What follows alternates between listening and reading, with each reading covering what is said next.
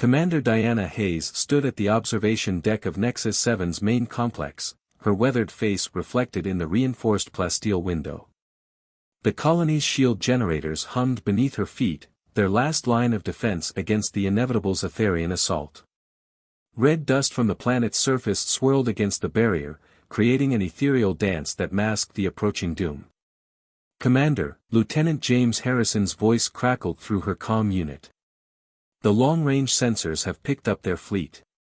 5 capital ships, at least 20 support vessels." Diana closed her eyes, letting the weight of the moment settle on her shoulders. 3,000 colonists looked to her for protection, for hope. The Zetharian Empire had been methodically consuming human colonies across the Outer Rim, their energy weapons and advanced shields making resistance futile. Nexus 7 was just the latest target in their expansion. "Status of the evacuation ships?" she asked, knowing the answer wouldn't change from an hour ago. "Still 2 weeks out, Commander. We'll have to hold until then." The colony's main hall buzzed with activity as Diana entered.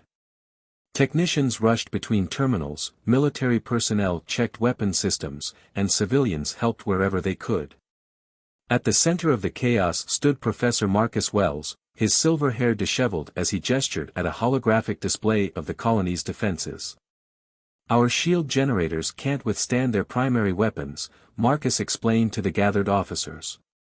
"Even with the modifications, we're looking at maybe 3 days before total failure."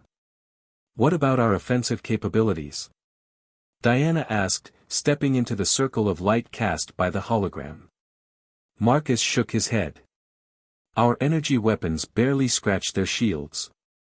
They've had centuries to perfect their defensive technology against exactly these types of attacks." "Then we need something they haven't defended against," Diana said, her mind racing. "Something they wouldn't expect." The professor's eyes lit up with understanding. "You're thinking about the archives." Deep beneath the colony's surface lay a treasure trove of Earth's military history, physical and digital records preserved by the first settlers. While most saw it as a museum of antiquity, Diana had always sensed its potential value. "Professor, what do you know about projectile weapons?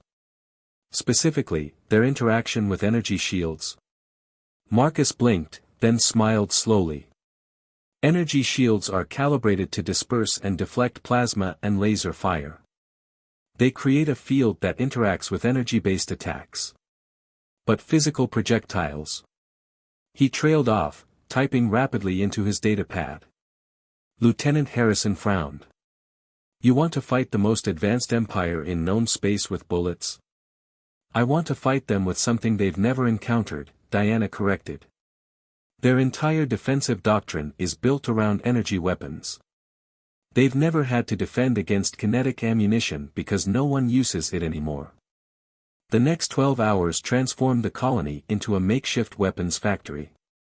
The archives yielded designs for various projectile weapons, everything from simple rifles to heavy machine guns. Marcus and his team worked tirelessly to adapt the ancient designs to modern manufacturing techniques. "The basic principles are sound," Marcus explained as they examined the first prototype. "We've reinforced the barrel with modern alloys and modified the ammunition to include a depleted uranium core. The kinetic energy on impact should be significant." Diana hefted the weapon, feeling its solid weight. So different from the lightweight plasma rifles her troops carried. "How many can we make?" "With the colony's fabrication facilities running at full capacity? Maybe enough to arm a third of our defenders in 3 days." A young technician burst into the workshop, face flushed with excitement. "Commander! We found something else in the archives, blueprints for something called a railgun. It uses electromagnetic force to accelerate projectiles to incredible velocities." Diana watched the technical specifications scroll across her datapad, a plan forming in her mind. The Zetharians expected to find another helpless colony, armed with ineffective energy weapons.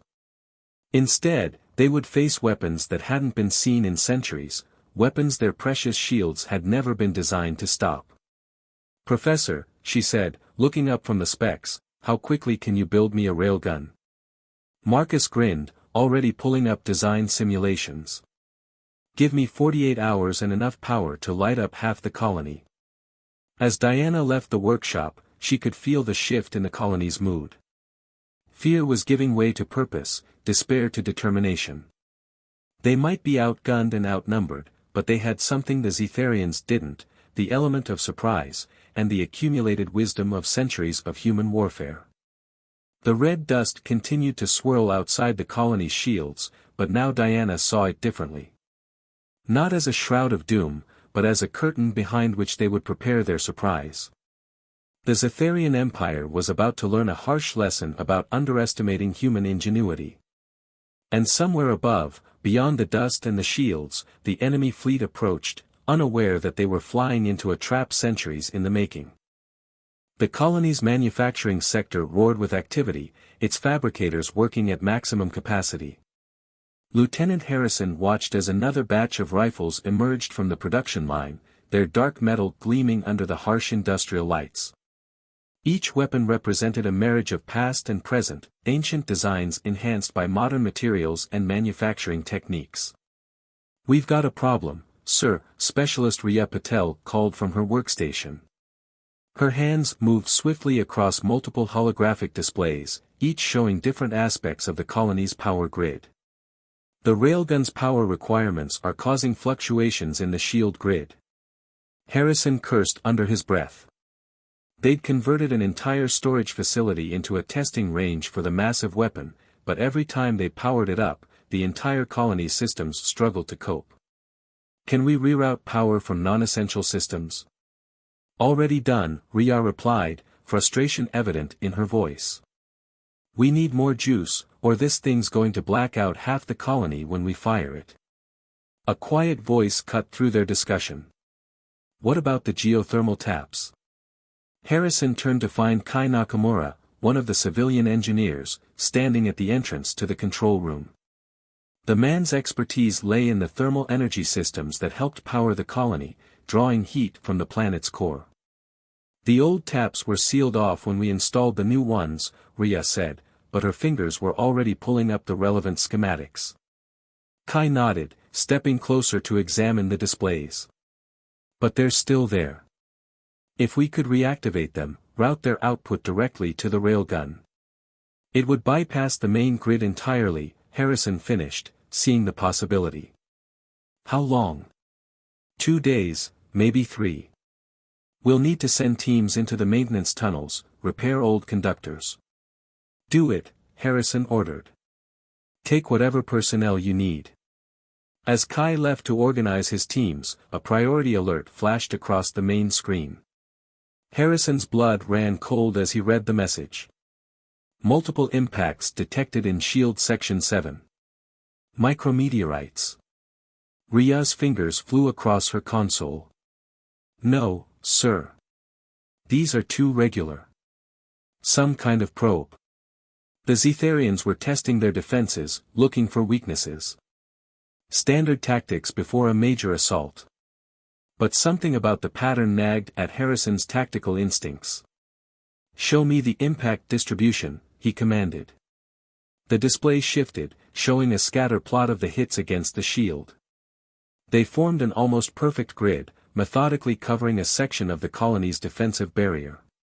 "They're mapping our shield harmonics," Harrison realized. "Each impact gives them data about our defensive field strength." He grabbed his comm unit. "Commander Hayes, we need to talk." In her office, Diana Hayes studied the data with a grim expression. Professor Wells stood nearby, his usual enthusiasm dampened by concern. "They'll have a complete map of our shields within hours," Harrison explained. "Standard procedure would be to modulate the shield frequencies, but that would drain power we need for the railgun," Diana finished. She stood, pacing the length of her office. "Let them map it." Both men stared at her. "Commander?" "They're gathering data about our energy shields, expecting to find weaknesses they can exploit with their energy weapons." A smile played at the corners of her mouth. "Let them waste their time. Those shield harmonics won't matter when we hit them with kinetic weapons. Below the colony, in the winding maintenance tunnels, Kai's teams worked tirelessly to resurrect the old geothermal taps. The tunnels were hot, cramped, and filled with decades of dust, but the work proceeded steadily. Every restored power conduit brought them closer to their goal. In the makeshift armory, colonists learned to handle the new old weapons. The weight was different, the recoil unfamiliar, but they adapted quickly. Muscle memory from energy weapons had to be unlearned, replaced with techniques that hadn't been used in generations. Remember, the instructors repeated, aim where they're going to be, not where they are. These rounds take time to travel. The colony's technical teams weren't idle either. They modified the ammunition, experimenting with different materials and designs. Some rounds were designed to fragment on impact, others to penetrate deep into enemy armor. Each type was tested, refined, and produced in quantity. But it wasn't all progress and preparation. Small accidents began to plague their efforts, power fluctuations at crucial moments, minor system failures, misaligned fabricator results. At first, they seemed random, the natural result of pushing their equipment to its limits. Then Rhea noticed a pattern in the system logs. These aren't accidents, she told Harrison, showing him the data. Someone's sabotaging us. Small things, trying to slow us down without being obvious. Harrison's jaw tightened. The Zetharians have sympathizers in the colony. People who think surrender is better than resistance. The revelation added another layer of tension to their preparations. Security was tightened around critical facilities, but they couldn't watch everything and everyone. Time was running out, and somewhere in the colony, someone was working against them. As the sun set on their third day of preparation, Diana stood in the railgun facility, watching teams make final adjustments to the massive weapon. The old geothermal taps were online, their power flowing through dedicated conduits. They would get one shot at this, one chance to show the Zetharians that humanity's past still had teeth. Through the observation window, she could see the red dust storm intensifying. The Zetharians would attack soon, confident in their superior technology and their understanding of the colony's defenses. They didn't realize they were about to face weapons from humanity's past, wielded by people fighting for their future. Time to remind them, Diana murmured, why Earth was feared. The alert klaxons shattered the pre-dawn silence. Diana Hayes was already moving before the first echo died away, racing toward the command center as status reports flooded her comm unit. The Zetharian fleet had begun its descent, their massive ships cutting through the storm-darkened sky like angry stars. Status report, she barked, entering the command center. 5 capital ships entering low orbit, Harrison responded, his hands flying over the tactical display. They're deploying drop ships, standard invasion pattern Delta. Professor Wells stood at his own station, monitoring the power grid. Shield integrity at maximum. Railgun is hot, drawing power from the geothermal taps as planned. Diana nodded, watching the tactical display as red dots representing Zetharian ships filled the sky. Their formation was perfect, textbook even, designed to overwhelm energy-based defensive systems through coordinated shield harmonics. It would have been devastating against a conventional defense. Let them get closer, Diana ordered, her voice steady. Wait until their drop ships commit to the attack run. Minutes stretched like hours as they watched the Zetharian forces descend. The enemy ships moved with absolute confidence, their superior technology having never failed them before. The first wave of drop ships broke through the cloud layer, their sleek hulls gleaming with active energy shields. Now, Diana commanded. The railgun's first shot changed everything. The hypervelocity round, little more than a sophisticated tungsten rod, crossed the distance between the colony and the lead drop ship in less than a second. The Zetharian energy shields, designed to disperse and deflect energy weapons, might as well have been tissue paper against the kinetic impact. The drop ship exploded in a spectacular flash, scattering debris across the red sky. For a moment, everything stopped. Even the Zetharian ships seemed to pause, as if unable to process what had just happened. Then chaos erupted. Multiple ships taking evasive action, Harrison reported, a hint of satisfaction in his voice. They're scrambling their formation. Launch the drones, Diana ordered. Dozens of small, unmanned craft shot up from hidden launchers around the colony. Each carried a payload of modified projectile weapons, their targeting systems guided by Ria's advanced algorithms. The Zetharians, expecting energy weapons, had their shields optimized against the wrong type of attack. Kinetic rounds tore through their defenses, turning their carefully planned assault into a desperate scramble for survival. But the Zetharians weren't the most powerful empire in known space for nothing.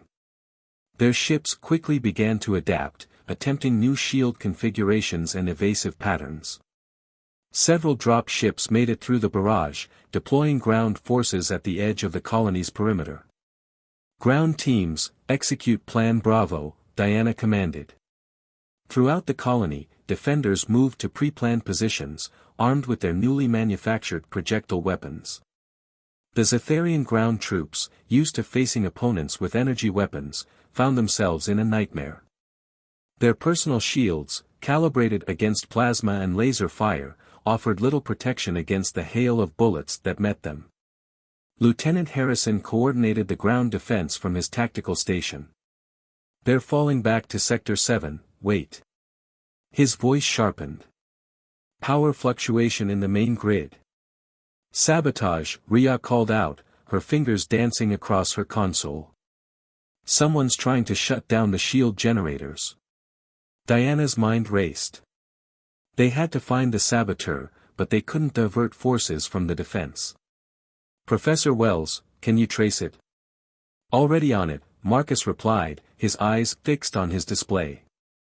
The command's coming from, sublevel 3, near the old archive rooms. I'll handle it, Harrison volunteered, already moving toward the door. No, Diana countered.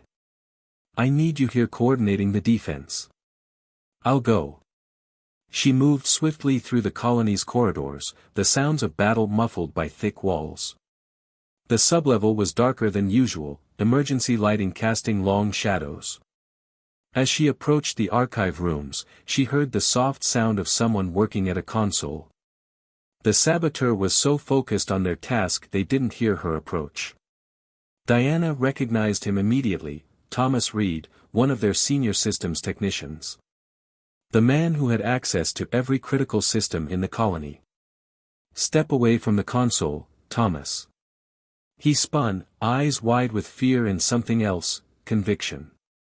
Commander, please. You don't understand. I've seen the reports. Every colony that resisted was destroyed. If we surrender now, they'll enslave us instead of killing us. Diana's voice was cold. Is that what they promised you? They promised to spare us. Thomas shouted. We can't win this war. Look outside, Thomas. We're already winning it. As if to punctuate her words, a massive explosion lit up the sky above the colony. Through the ceiling-mounted displays, they could see another Zetharian capital ship listing, its hull breached by multiple railgun impacts. Their technology isn't superior, Diana continued, keeping her weapon trained on Thomas. It's just different. They've been fighting the same way for so long they've forgotten there are other ways to wage war. But we remembered. Security teams arrived moments later, taking Thomas into custody. As Diana returned to the command center, she saw the Zetharian fleet retreating, pulling back to high orbit to reassess their strategy. The first battle was over. But as she watched the enemy ships disappear into the storm clouds, Diana knew this was just the beginning. The Zetharians would return, and next time they would be prepared for humanity's ancient weapons. The real war was about to begin. 3 days after their first victory, the mood in Nexus 7 was tense but determined. The Zetharian fleet remained in high orbit, a constant reminder of the threat looming above. Diana Hayes stood in the tactical room, studying the latest sensor readings with Professor Wells and Lieutenant Harrison. They've modified their shield configurations, Marcus noted, pointing to the analysis. Look at these energy patterns. They're implementing some kind of layered defense system. Harrison nodded grimly. Multiple shield layers with varying frequencies. Even if one layer fails against kinetic weapons, the others might hold. That's not all, Ria's voice came through the comm, we're detecting unusual communication patterns. They're broadcasting on all frequencies, including old Earth bandwidths.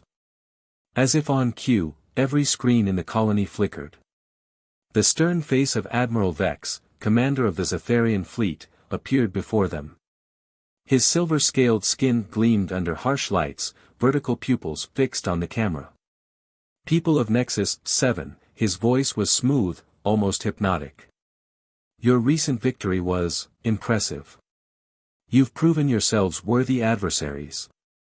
But ask yourselves, at what cost comes this resistance? The broadcast shifted, showing images of other human colonies. Some were thriving under Zetharian rule, their citizens apparently prosperous and content. Others lay in ruins, the price of defiance clear in their shattered remains. We are not monsters, Vex continued. Those who accept our leadership flourish. Those who resist, choose their own fate. You have 24 hours to surrender. Choose wisely. The broadcast ended, leaving a heavy silence in its wake. Diana could feel the weight of the message settling over her people. The Zetharians were masters of psychological warfare, and this was just their opening move.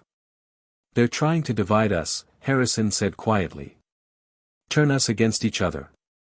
It's working, Marcus added, checking his tablet. Social media channels are buzzing. People are scared, starting to question whether resistance is worth it. Diana's response was interrupted by a priority alert. Multiple impacts detected on the outer shield. Ria reported. They're dropping something. Sensor data flooded their screens. The Zetharians were launching thousands of small objects toward the colony. As they penetrated the upper atmosphere, they began broadcasting, thousands of voices filling every communication channel. Personal messages, Marcus realized, listening to the cacophony. They're messages from other colonies. People telling their stories, describing life under Zetharian rule. Some warning us to submit, others begging us to. A familiar voice cut through the chaos, making Diana's blood run cold. This is Governor Chen of New Singapore Colony. They're not lying. Submit now, save your people. What we suffered, the weapons they have, you can't imagine. Shut it down, Diana ordered. Filter out these transmissions. We can't, Ria responded. They're using our own communication protocols. If we block them, we block everything. The psychological assault continued through the night. The messages were carefully chosen, a mix of honey and vinegar designed to create maximum doubt and division. Some colonists began gathering in public spaces, demanding their leaders consider surrender. Others fortified their positions, determined to resist. In her private quarters, Diana received a direct transmission from Admiral Vex himself. Commander Hayes, he appeared more casual now, almost friendly. I must admit, your use of primitive weapons was ingenious. The Empire could use minds like yours. Think of what we could accomplish together. Diana ended the transmission without responding, but the Admiral's words lingered. The Zetharians were offering everything humanity thought it wanted: advancement, security, prosperity. All it would cost was their independence. The next morning brought new challenges. The colony's automated defense systems detected multiple breaches in the outer perimeter. Small Zetharian infiltration units had slipped through during the night, using the psychological warfare as cover for their real operation. They're targeting our manufacturing facilities, Harrison reported, tracking the enemy movements. Trying to shut down our weapon production. No, Diana realized, seeing the pattern. They're hurting us. Look at their positions, they're not trying to destroy our facilities, they're forcing us to concentrate our forces there. The Zetharians had learned from their first defeat. Instead of a direct assault, they were trying to compress the colony's defenses, create weak points they could exploit. Meanwhile, their psychological warfare was eroding morale from within. In the main square, tensions finally boiled over. A group of colonists, led by several prominent citizens, began a protest demanding negotiation with the Zetharians.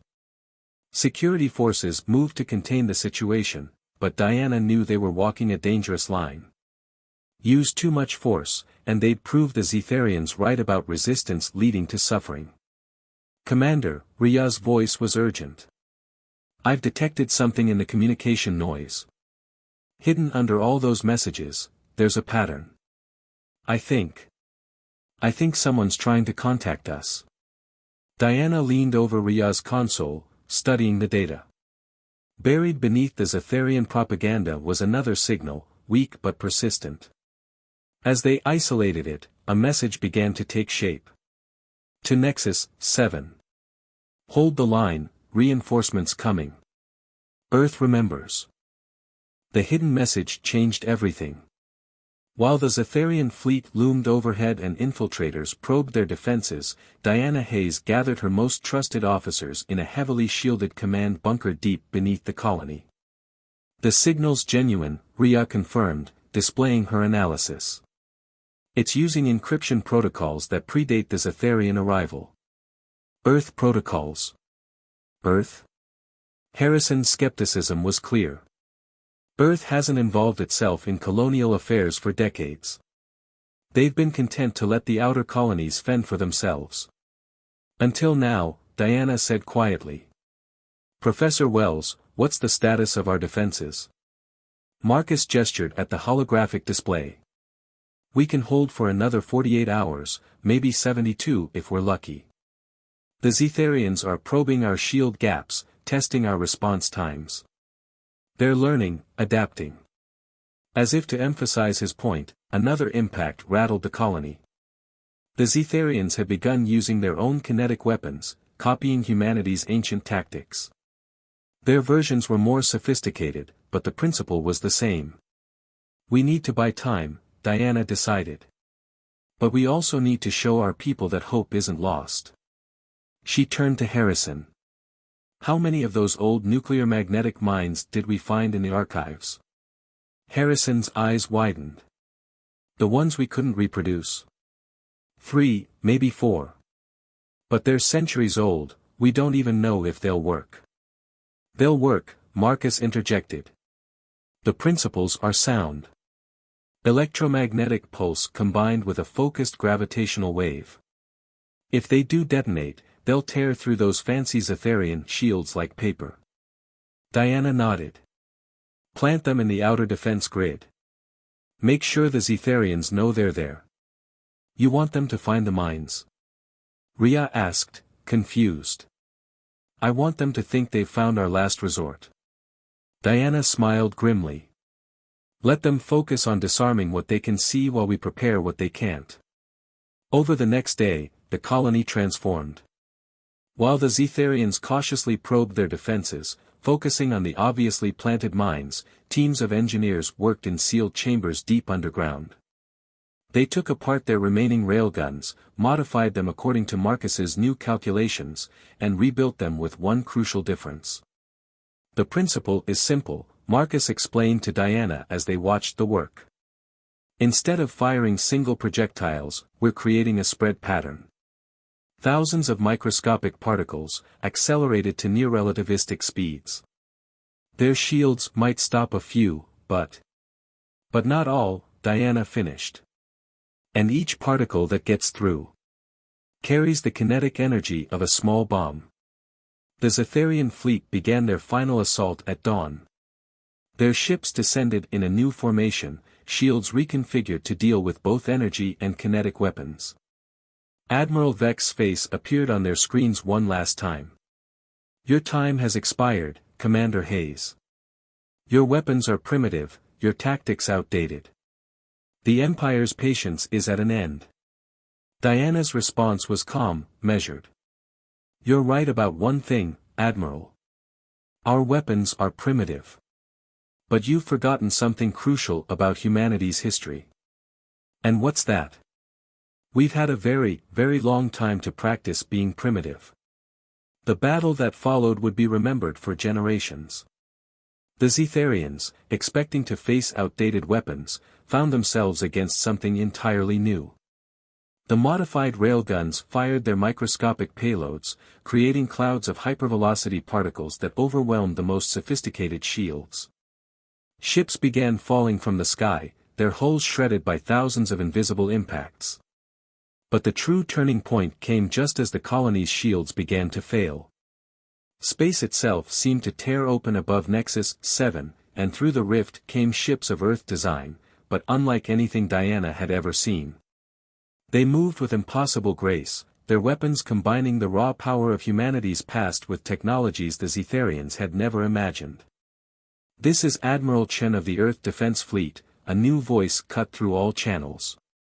"Nexus 7, hold position. We'll handle it from here." The Zetharian fleet, caught between the colony's devastating ground fire and Earth's newly arrived forces, began to break apart. Some ships attempted to flee, others fought to the end, but the outcome was no longer in doubt. Hours later, as Earth ships took up protective positions around the colony and medical teams treated the wounded, Diana stood in her office with Admiral Chen. "Why now?" she asked. "Why come back after all these years?" Chen smiled. "We never left, not really. Earth has been watching, waiting. We needed to know if our colonies could stand on their own, find their own strength." He gestured at the debris falling like meteors through the atmosphere.